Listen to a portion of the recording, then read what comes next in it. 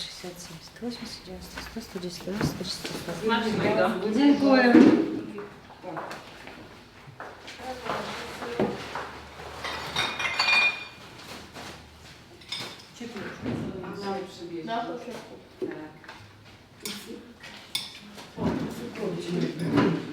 І немає її, я не знаю, що мені робити. Водицю гвардію Трясовську. Я щас наберу. Поздравляю, Мілашко, з днем народження. Сонечко, ми тебе поздравляємо з днем народження. Бажаємо, щоб ти виросла велика, красива, здорова. І щоб ніколи не знала, що таке війна. Кажи дякую. З днем народження. Дякую. Ой, дякую. Дякую. Так, я теж мені покажу на місце, тому що не рівнувала. Бабуся, ми вас вітаємо. Вітаємо. Попросила. Все, Пока-пока. До побачення. Дякую, що замовляла. кепку. И панамки маленькие, Зачем тебе извините, на фломастер нашу зеленый? голову. Да.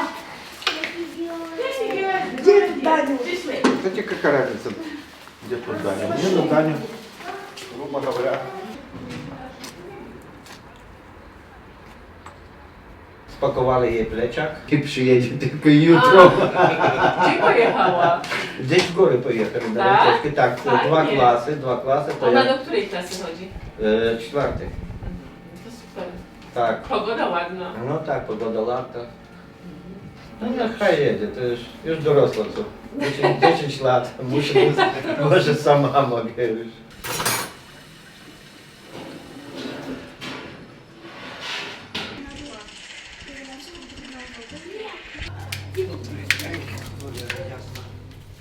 Czegoś panu potrzeba w tym momencie?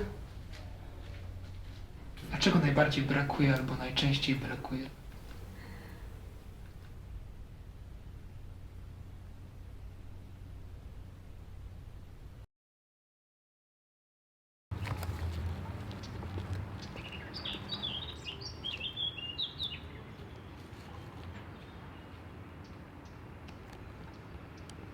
І я в дитинстві хотіла попробувати все. Я займалася бальними танцями, я займалася конним спортом, плаванням, а я навіть фігурним катанням займалася. Тобто я хотіла попробувати все. То перша моя освіта це була соціальна педагогіка та економіка. Там вже було цікаво, бо там були різні життєві ситуації, у когось проблемні діти. І мені це вже подобалось. Тобто спілкування з людьми було, допомога людям зробити так, щоб все було добре. Моє дитинство було ще все ж таки ті 90-ті часи, коли був Совєтський Союз, знову ж таки Радянський Союз, який був закритий. Як мрія дитинства, тому що це було щось невідоме, я дуже хотіла побувати за кордоном. І моя мама мала далеких родичів у Польщі, і вони їздили з татом, і мені дуже хотілося поїхати з ними. І я дуже мріяла побувати в Польщі.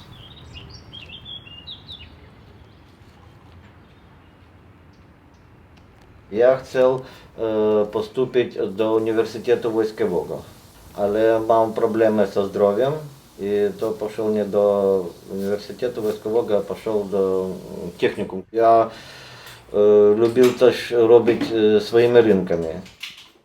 Моя мама дуже хотіла, аби я грав на скрипці. І я скінчив музикальну школу по класу скрипки. І так сам навчився грати на гітарі. Ну, найлепше я граю на гітарі, бо так, на гітарі мої син і цурка мені на уродини на 40 років подарили таку дуже добру гітару. Вона залишилась в Києві. Я для своєї жени завжди граю якісь піснички такі, як були вдома. Ну, не завжди, але інколи грав там на якесь свято або якесь там десь вакація, то що ми поїхали над річку, там десь. На море ездили с наметом, то брали с собой гитару, я же не играл вечером там на гитаре. И цурка была, и мы там спевали песнички ружні там. Бенде наш охоронець. І ще з дитинства, я ще був там малим хлопаком, мені було coś 10 чи 11 лет я хотів поїхати з плечаком сам, без родителів, хотів поїхати путешествувати. Хотів поїхати, і я почав збирати в плечаку трохи їдзення, ніц нікому не мовити і поїхати сам. Там все чисто, там не забито. От ще в січні цього року була в Одесі з младшою дочкою.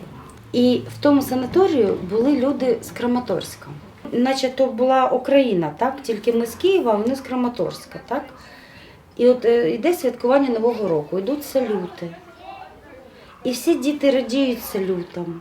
Хоча і воєнний час, салюти заборонені в Україні, але все одно вони є. Ми, як завжди, чекаємо тих салютів, вони запускаються. А дві родини, які з Краматорська, сидять по номерам, а діти залізли під стол. І ми не розуміли того. Ще в січні місяці ми того не розуміли. І тому я зараз розумію, що ви не розумієте мене, бо це дуже важко було нам зрозуміти. І зараз я розумію, що ви не можете зрозуміти нас. Ми розуміли, що в них війна йде, але тільки то ми на слух розуміли. І коли 24 лютого ми прокинулись від того, що над нашим будинком ми живемо в 20 кілометрах від аеропорту Бориспіль. Прилетіли 2 істребителя, я не знаю, як буде українською. І то був такий відвертий звук, що ми від того прокинулись, і нам зателефонувала племінниця і сказала: прокидайтесь, почалась війна. Працював водієм вантажного автомобіля, і я їхав з Фінляндії до України. І мусив їхати через Росію. І війна мене застала в Росії. Я повернувся до Латвії, Латвія, Литва і до Польщі. У мене там залишились батьки, і відразу я це рішення не прийняла. І я до 16 години ще знаходилась у будівлі у своїй, і ми чекали. Ми не вірили, що почалась війна, і ми чекали, може це якась тривога все ж таки, і нічого не буде. Але коли потім почалися бомбардування міста, і ми зрозуміли, що це війна, в 4 години вечора ми прийняли рішення, що ми маємо виїжджати з Києва з Цуркою, з маленькою. А батьків залишила в Києві. Моя жона з дитиною, вони в перший же день, вони, як були в діти в чому, вони заскочили в машину і поїхали сюди на кордон до Корчової. Це була важка подорож. У нас не було їжі, бо я, коли виїжджала вже з Києва, вже в магазинах нічого не було. Полки вже були пусті і не було навіть хліба. Я хотіла купити хліба, але я вже не встигла купити. Я виїхала, в мене не було, в мене була тільки вода. Я взяла воду. І добиралася я до Кракова 4 суток. І вже десь на 3-ті сутки, вже під границею Корчова, Краківець, волонтери з тої сторони, місцеві, перший раз нам принесли канапки і гарячу їду. А до того весь час я мусила їхати, ми не зупинялись, бо трасу, по якій я виїжджала з Києва, за 20 хвилин після того, як ми проїхали, розбомбили.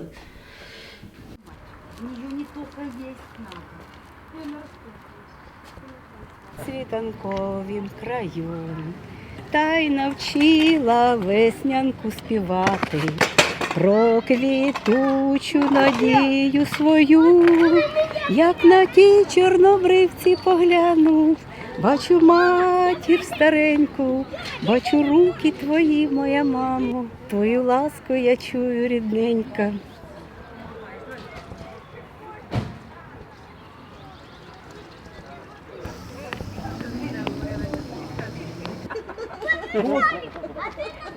Ничего, беды никакой.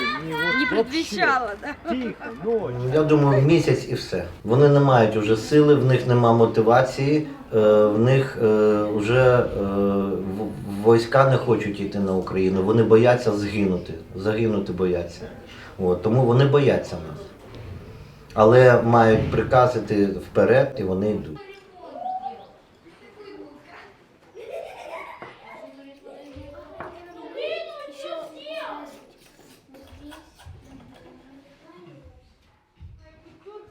За чоловіка. Ну не може бути мати дитинки, яка народила на світ. Ну як іначе не можу. Я хочу, щоб старша дочка там здала іспити, там поступила туди, куди вона хоче, щоб в неї все склалось добре, щоб молодша дочка склала іспити, щоб вона закінчила школу. Щоб в них було нормальне життя, яке вони могли би будувати і йти по тій дорозі, яку вони будують, і знати, що там є кінець, а не так, що ти живеш і не знаєш, чого тобі ожидати. А дві лежить на столі. Так, іду.